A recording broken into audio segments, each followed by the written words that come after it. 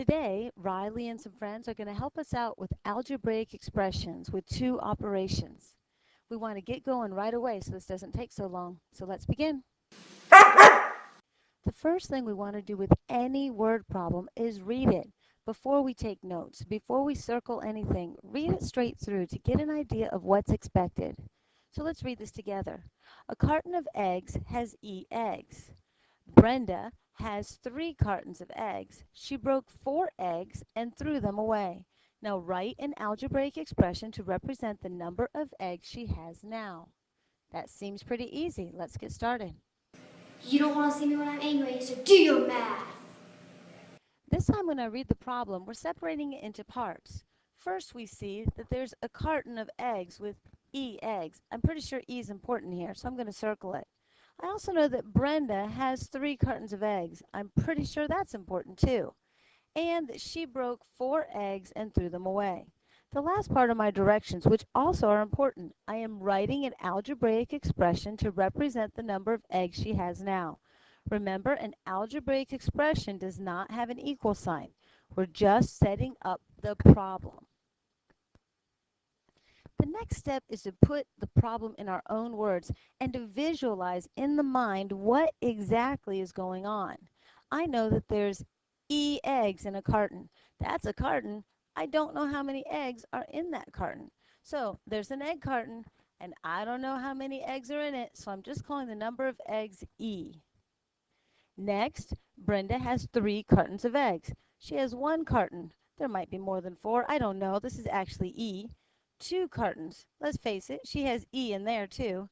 3 cartons. She has E in there. I don't know how many eggs are in each carton, but I do know Brenda has 3 cartons of eggs. Last, I know another thing. I know that she's kind of clumsy, and the klutz Brenda dropped 4 of these eggs and broke them and had to throw them away. Ew, eggs are such a mess. Now I'm going to take all those parts, since I see them in my head, and write them down. I know that I have E inside each carton. Those are my eggs. I also know that there are 3 cartons of these eggs, so I have 3 of these E's, or 3 times E. Either one is written correctly. Last, I know that there's 4 broken, which is minus 4. My last step is just put all of these things together. I know that E is eggs. I know that Brenda has 3 of them. That was 3E or 3 times E. I'm going to write it both ways, 3E, or I can write 3 times E. We like to put it in parentheses to keep those variables together with the number. And then she broke 4 eggs, minus 4, and threw them away. So both expressions are written correctly. We have either 3E minus 4 or 3 times Z, remember in parentheses, minus 4 to complete our algebraic expression. Musical break. Ba-da-da-da-da. Get back to work. Now let's move on to another one. In this problem, we're going to read it together. It costs $100 to join a swim club. Monthly dues are $30. Let M represent the number of months a member belongs to the club. Now write an algebraic expression to represent the total cost of joining and using the club. Another typo. I'm going to have to fix that. So let's read the problem and separate it into parts. It costs $100 to join a swim club. That's part 1. Monthly dues are $30. That's part 2. And this is actually part of part 2 also. I know that those monthly dues represent M for the number of months. And then don't forget your directions so you don't forget. We're writing an algebraic expression to represent the total cost of joining and using the club each month. Man, you better do your math, see? So let's visualize what's happening here. It costs $100 to join a swim club. I need some Benjamin Franklin here, don't I, to pay $100 so I can have fun with these awesome children.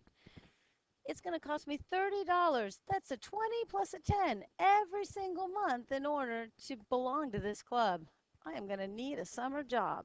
Now it's going to be 30 for every single month that I join. So that's 30, 30, 30 for each month until I can't pay anymore. Guess it depends how many lawns that I mow. Now let's write math terms for each section. First, I know that it's going to cost $100, so I have $100 here I've got to have in my pocket. I know that I need $30 also every single month, so that's 30 times M, or I can write it as 30M. And I know I need to get a summer job. That's a lot of mowing to do. So when I put all the parts together, I end up with an algebraic expression representing this problem. I know that it's $100 to join that club. Goodness gracious sakes alive.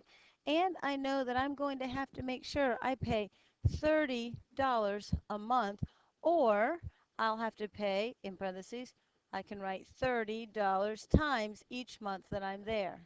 Either expression is correct, and either one will tell me how much I have to spend to be a member of the club. Now it's time to sum it up. So now that we've broken it down, it's time to do one of your own. This is the problem you're doing in your journal tonight. A box of crayons has C crayons. Melody has 2 boxes of crayons. She broke one red crayon and threw it away. Write an algebraic expression to represent the number of crayons she has now. In your journal, I want you to write the word problem in your own words. Explain what's happening here. And don't forget to add illustrations. Poor Melody breaking her red crayon. She's probably crying her eyes out or something. Then write an algebraic expression that represents the number of crayons Melody has after she's broken the crayon. Be creative, have fun doing math, and Riley and friends will see you next time. See you tomorrow.